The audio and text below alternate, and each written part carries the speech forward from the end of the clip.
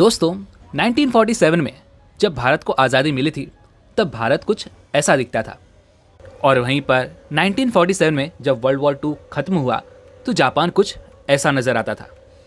लेकिन अगर हम आज की बात करें तो आज आपको भारत कुछ ऐसा नज़र आता है, और वहीं पर यदि हम जापान की बात करें तो जापान आपको काफ़ी डेवलप नज़र आता है। अब इन इमेजेस से मैं ये नहीं कहता कि इंडिया ने डेवलप नहीं किया, लेकिन अगर आप यहाँ पर कंपैरिजन करेंगे तो आपको यही रिजल्ट मिलेगा कि जापान इंडिया से बेटर डेवलपमेंट कर रहा है। तो अब यहाँ पर सवाल ये है कि जापान की इस रैपिड ग्रोथ का कारण क्या है। तो इसका एक बड़ा ही सीधा सा जवाब है, और वो ये है कि जापान एक सिक्योरिटी ड्रिवन सोसाइटी है जहाँ पर लोग सबसे पहले अपनी सिक्योरिटी के पीछे भागते हैं। लेकिन अगर हम वहीं पर इंडिया की बात करें तो इंडिया स्टेटस ड्रिवन सोसाइटी है जहाँ पर लोग अपने स्टेटस के पीछे भागते हैं। तो अब आपके मन में ये भी सवाल उठ रहा होगा, इंडिया भी तो काफ़ी डेवलप कर रहा है और इंडिया भी तो सिक्योरिटी के मामले में काफ़ी तेज़ी से प्रगति कर रहा है। तो आप सही भी हैं और नहीं भी। आपने देखा होगा कि आज भी कई ऐसे गरीब लोग हैं जो 2 वक्त की रोटी के लिए भी मोहताज हो जाते हैं। अमीरों की कोई बात ही नहीं, उनके पास किसी चीज़ की कोई कमी नहीं। लेकिन अगर हम मिडिल क्लास की बात करें तो मिडिल क्लास स्टेटस के पीछे ही भागता रहता है। वो अपने आप को बेहतर से बेहतरीन दिखाना चाहता है। अगर आपका कोई पड़ोसी नई गाड़ी या नया आईफोन ले लेता है तो आपके मन में भी ये होता है यार कि मैं भी नया आईफोन लूंगा, भले ही मुझे ये 2 साल के ईएमआई पर ही क्यों ना लेना पड़े। जी हाँ दोस्तों, इंडिया में आजकल यूथ यही कर रहे हैं, और इंडिया की ज़्यादातर पॉपुलेशन यूथ ही है। जी हाँ, इंडिया की 66% पॉपुलेशन यूथ है और सभी मिडिल क्लास में आते हैं। तो अब आपके मन में ये सवाल तो ज़रूर उठ रहा होगा कि आखिर ऐसा क्यों है कि इंडिया की 66% पॉपुलेशन जो कि यूथ है वो मिडिल क्लास है। तो इसका जवाब भी बहुत सीधा सा है, क्योंकि जब हम छोटे थे तभी हमारे दिमाग में ये बातें डाल दी गई थी कि हम मिडिल क्लास हैं और हम इससे आगे नहीं बढ़ सकते। हमें अपने पैसों को सेविंग अकाउंट में रखना चाहिए कि जब भी तुम्हारे पर कोई भी मुसीबत आए तो तुम्हारे बैंक में थोड़ा पैसा होना ही चाहिए। अब मैं यहाँ पर ये नहीं कह रहा कि हमें हमारे माता पिता ने गलत राय दी है या उन्होंने हमारे लिए गलत सोचा है, लेकिन सेविंग अकाउंट में पैसे रखना one of the worst piece of advice. अगर आप देखेंगे तो एक बैंक आपको 2 से 3% तक का ही इंटरेस्ट रेट देता है, लेकिन अगर हम इन्फ्लेशन की बात करें तो भारत में इन्फ्लेशन लगभग 5 से 8% तक की रेट से ग्रो कर रहा है। तो इसका सीधा सीधा मतलब ये हुआ कि आपने जो पैसे सेविंग अकाउंट में रखे थे वो बढ़ने की बजाय घट रहे हैं, और हम में से कोई नहीं चाहेगा कि हमें नुकसान हो। क्या आप मेरी बात समझ पा रहे हैं? एक छोटा सा एग्जाम्पल लेते हैं। इन्फ्लेशन को अगर हम सीधी और सरल भाषा में समझें तो इसका मतलब होगा महंगाई। डेली हम जिन चीज़ों को खरीदते हैं जैसे कि सब्जियां, दूध, इलेक्ट्रिसिटी, पेट्रोल, गैस इत्यादि, जब इनके दाम अगले साल बढ़ जाते हैं तो हम कहते हैं कि महंगाई बढ़ रही है, जिसका सीधा सीधा ये मतलब होता है कि इन्फ्लेशन बढ़ रहा है। मान लो कि पिछले साल जो सब्जी आप 100 रुपये की खरीद रहे थे, इन्फ्लेशन का असर पड़ने से अब वही सब्जी आपको इस साल 106 रुपये की मिल रही है, यानी कि इन्फ्लेशन रेट 6% की रेट से ग्रो कर रहा है। तो इसका मतलब यह हुआ कि 6% की रेट से महंगाई बढ़ रही है। तो ऐसे में आप मान लो कि अगर आपने अपना सारा पैसा सेविंग अकाउंट में डाल रखा है और ऐसे में बैंक आपको केवल 3% तक का ही इंटरेस्ट रेट दे रहा है, तो ऐसे में 1 साल बाद आपके पैसे 3% की रेट से घट गए हैं। तो ऐसे में आपको नुकसान ही हो रहा है ना, और हम में से कोई नहीं चाहेगा कि हमें नुकसान हो। इसलिए मैं बैंक में पैसे ना रखकर इन्वेस्टिंग पर फोकस करता हूँ, क्योंकि इन्वेस्टिंग मुझे इन्फ्लेशन रेट को बीट करने में मदद करती है। तो अब आपके मन में ये सवाल जरूर उठ रहा होगा कि यार हम तो नए हैं, हमें स्टॉक मार्केट के बारे में कुछ भी नहीं पता, तो ऐसे में हम अपना पैसा कहाँ लगाएं जहाँ हमारा पैसा ग्रो भी होता रहे और हमें कोई टेंशन भी ना हो। तो दोस्तों, आज की वीडियो आपके लिए बहुत ज़्यादा हेल्पफुल होने वाली है, क्योंकि इस वीडियो में मैं आपको ऐसे 6 एसेट्स बताने वाला हूँ जहाँ पर यदि आप अपना पैसा लगाते हैं तो डेफिनेटली एक अच्छे समय के बाद आपका पैसा काफ़ी ग्रो हो जाएगा। तो अगर आप इसे नोट करना चाहें तो पेपर और पेन ले सकते हैं। तो चलिए शुरू करते हैं। तो दोस्तों, जिन्हें यहाँ पर स्टॉक मार्केट के बारे में पता है, जो स्टॉक खरीदना और बेचना जानते हैं, उनके लिए पैसों को ग्रो करने के लिए स्टॉक मार्केट एक काफ़ी अच्छा ऑप्शन है। लेकिन हम में से अधिकांश लोगों को स्टॉक मार्केट के बारे में पता ही नहीं। तो ऐसे में स्टॉक मार्केट हमारे लिए बहुत रिस्की हो जाता है। हम ये नहीं समझ पाते कि आखिर हमें कौन से स्टॉक में इन्वेस्ट करना चाहिए और कौन से में नहीं, किस में हमारे पैसे डबल हो सकते हैं और किस में हमारे पैसे डूब सकते हैं। ऐसे कई सारे प्रश्न आपके मन में भी आ रहे होंगे। इसीलिए यहाँ पर पीटर लिंच, जो कि एक महान इन्वेस्टर भी हैं, वो ये कहते हैं कि एक कॉमन मैन के पास साल में कम से कम 2 से 3 बार एक अच्छी अपॉर्चुनिटीज आती हैं जिसमें वो अच्छे शेयर्स को बाय कर सकते हैं, और उसके लिए उन्हें कुछ भी नहीं करना, बस अपने आसपास की चीजों पर ध्यान देना है। नहीं समझे? अभी समझाता हूं। आप सुबह उठकर सबसे पहले क्या करते हैं? दांतों को ब्रश तो जरूर करते होंगे। आप दांतों को ब्रश करने के लिए कौन सा टूथपेस्ट यूज करते हैं? क्या वो टूथपेस्ट अच्छा है? क्या वो टूथपेस्ट ज्यादा बिकता है? क्या वो टूथपेस्ट की कंपनी अच्छी कमा रही है? या फिर मान लीजिए कि आप एक हाउसवाइफ हैं, तो आप ऐसी कौन सी चीज खरीद रही हैं जो आपके बच्चों को भी पसंद है, आपके परिवार वालों को भी पसंद है, और ज्यादातर लोग उसी की डिमांड भी कर रहे हैं।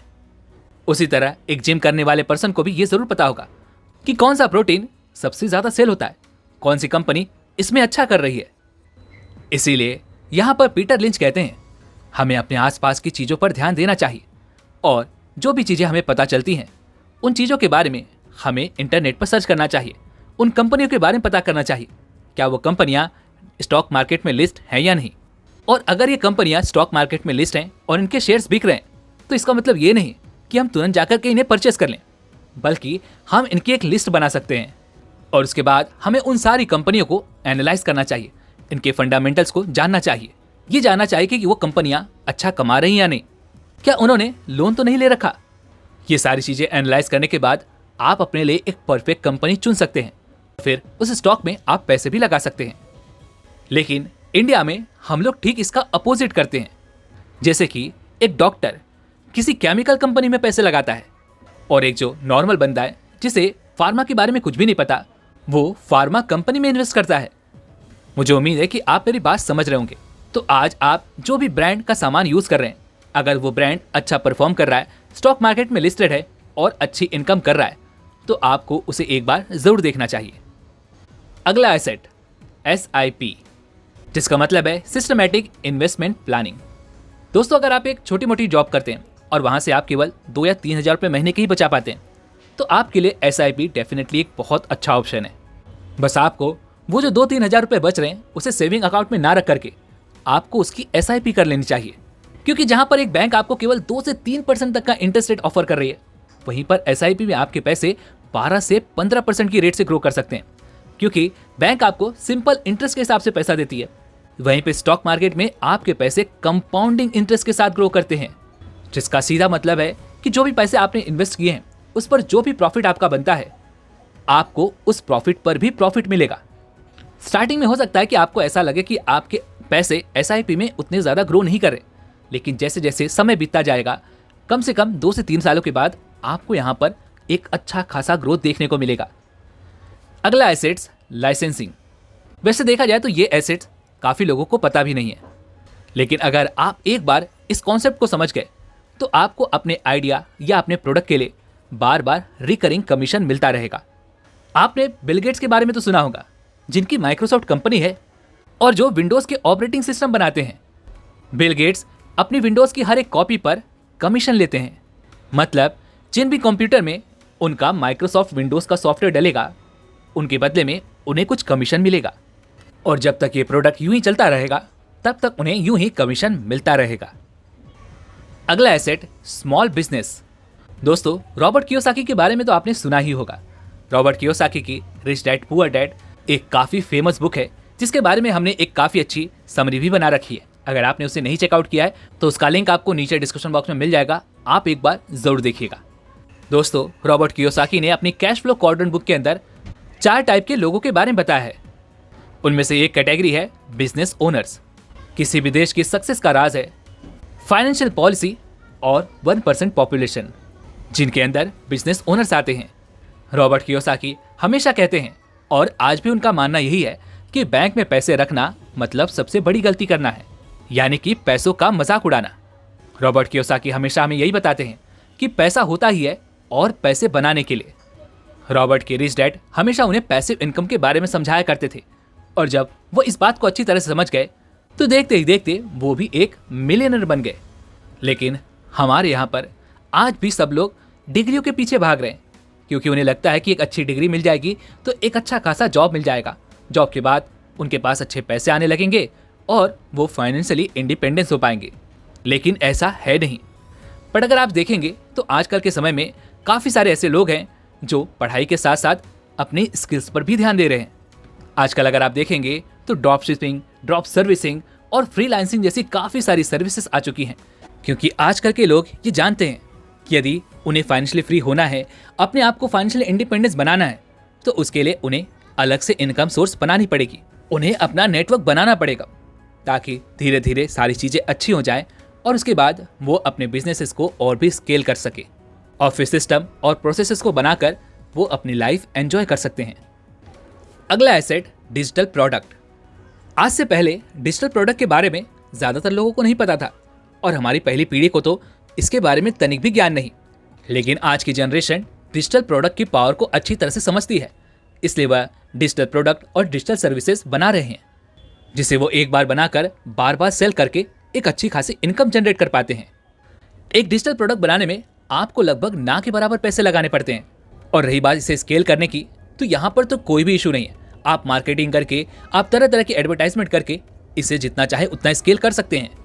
दोस्तों, जैक मा कहते हैं कि वॉलमार्ट को अपना प्रोडक्ट बेचने के लिए ज़्यादा से ज़्यादा वेयर हाउसेज और ज़्यादा से ज़्यादा स्टोर्स बनाने पड़ेंगे, लेकिन यदि मैं अपने इस बिजनेस को स्केल करना चाहूँ तो मुझे केवल 2 सर्वर एक्स्ट्रा ऐड करने होंगे, जिसमें ज़्यादा टाइम और एफर्ट भी नहीं लगेगा। तो मैं तो आपसे इतना ही कहूँगा कि अगर आप डिजिटल कोर्सेज या डिजिटल प्रोडक्ट बना सकते हैं तो डेफिनेटली आपको बनाना चाहिए। आप जिस भी चीज़ में एक्सपर्ट हैं, जो भी चीज़ आपको बेहतरीन तरीके से आती है और आपको लगता है कि इसे लोगों को बताना चाहिए, इसे लोगों को सिखाना चाहिए, तो आपको उस चीज़ को करना चाहिए। और एक डिजिटल प्रोडक्ट बनाने के लिए आपको ज़्यादा पैसे और ज़्यादा टाइम भी नहीं लगने वाला। बस हाँ, थोड़ी सी आपको रिसर्च करनी होगी, जो कि आपको करनी भी चाहिए। और अगर आप और भी सीखना चाहते हैं तो आप YouTube पर सर्च कर सकते हैं कि हम डिजिटल प्रोडक्ट कैसे बना सकते हैं और उन्हें कैसे सेल कर सकते हैं। सीखो और काम करो। दोस्तों, अगला एसेट है social media content as an asset. दोस्तों, AI का समय आ चुका है और AI दिन ब दिन एडवांस होता जा रहा है। और ऐसे में अगर आप 9 to 5 जॉब करके ये सोचते हो कि आप अपने पैसे बचाकर सेविंग अकाउंट में रख दोगे और आपके पैसे वहाँ पर बढ़ते रहेंगे, तो ये आपकी एक बहुत ही गलत सोच है। दोस्तों, जियो के आने के बाद इंटरनेट सर्विसेज छोटे छोटे इलाकों तक पहुँच चुकी हैं और ऐसे में काफ़ी सारे लोग नए नए कंटेंट क्रिएट भी कर रहे हैं। और ये बात भी सच है कि कंटेंट क्रिएट करने से आपको बहुत अच्छे पैसे मिलते हैं। तो अगर आप इंस्टाग्राम या यूट्यूब पर क्वालिटी कंटेंट बना सकते हो तो डेफिनेटली आप बहुत जल्द अमीर भी बन सकते हो। लेकिन याद रहे कि आपको क्वालिटी कंटेंट पर ही ध्यान देना है, वरना आप भी उन लोगों में शामिल हो जाओगे जो लोग ये कहते फिरते हैं कि ऑनलाइन पैसे कमाना बहुत मुश्किल है। तो आई होप दोस्तों आपको ये 6 एसेट्स अच्छी तरह समझ में आ चुके होंगे और अगर आप इनमें से किसी भी एसेट पर काम करते हैं तो डेफिनेटली आप अच्छी खासी इनकम जनरेट कर सकते हैं। वैसे उम्मीद है कि आपको आज की वीडियो भी पसंद आएगी, तो वीडियो को लाइक और अपने दोस्तों के साथ शेयर भी ज़रूर कीजिएगा ताकि ये इन्फॉर्मेशन और लोगों तक पहुंच सके। और अगर आप हमारे चैनल पर नए हैं तो चैनल को सब्सक्राइब और घंटी बटन को भी ज़रूर दबा दीजिएगा ताकि अगली वीडियो की नोटिफिकेशन आपको सबसे पहले मिले। चलिए मिलते हैं अगली वीडियो में, तब तक के लिए अपना ख्याल रखें। धन्यवाद।